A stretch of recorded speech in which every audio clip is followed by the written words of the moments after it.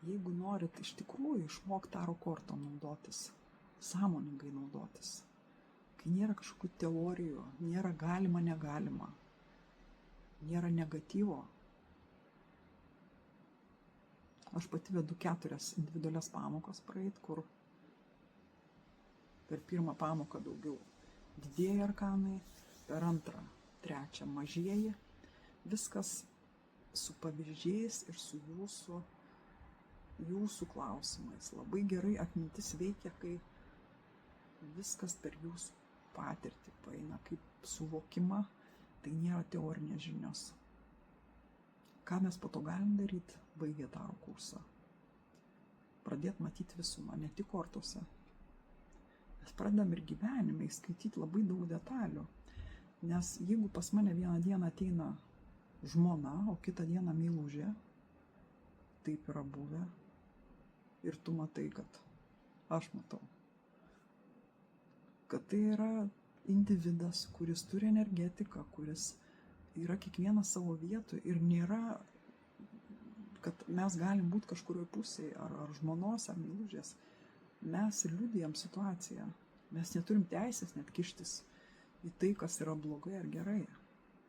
Kartais yra sumaišyti kažkokie santykiai, kai žmogus ryšyje, bet ten meilės nėra, kažkur atsiranda meilė, bet tai skaitosi kaip nusikaltimas. Reikia labai būti bešališku, kad suvokti visumoje padėtį. Tai va tą padeda ir taro kortos išsigrynint. Ir aišku, mes tą gyvenime pradedam įskaityti visumą. Tu kokias nori gali nuostatas turėti, bet kai reali situacija būna ateina, atsakim tikrai, kaip aš mylėsiu, kaip aš viską darysiu, bet kai ateina tas mylimas žmogus, pasimato, kad čia yra tik pradžia ieškojimo.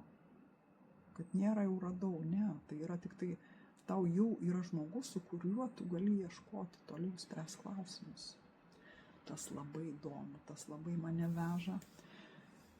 Kažkodėl aš atsidūriau ezoterikoje daug metų, prekyba tik tai buvo ezoteriniam prekiam visumoje, paskui atsirado meditacija, visokie seminarai, vedimai, važinėjimai, dalymasi su žmonėm. Visą laiką lygiagrečiai valandai dieną meditacijos, tai tas išsidirbau, sakyt, vidinis kaip laikrodis, kad meditacija per dieną yra būtina tam, kad aš galėčiau apskritai su žmonėm dirbti tokį darbą.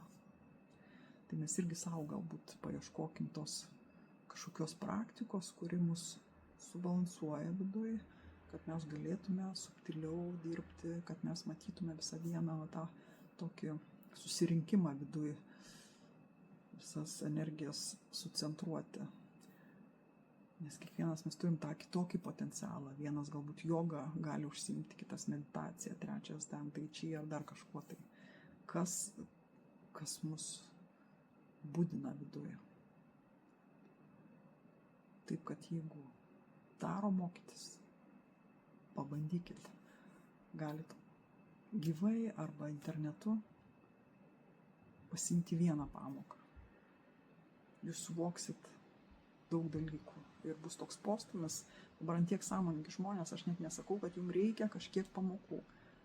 Pasimatys po pirmos pamokos, ko jums reikia.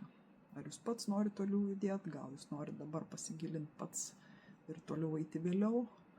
Ta laisvė, labai myliu pati laisvę ir mėgstu, kai kiti lieka laisvė nuo kažkokių apribojimų, nuorodų, ko galima daryti, ko negalima.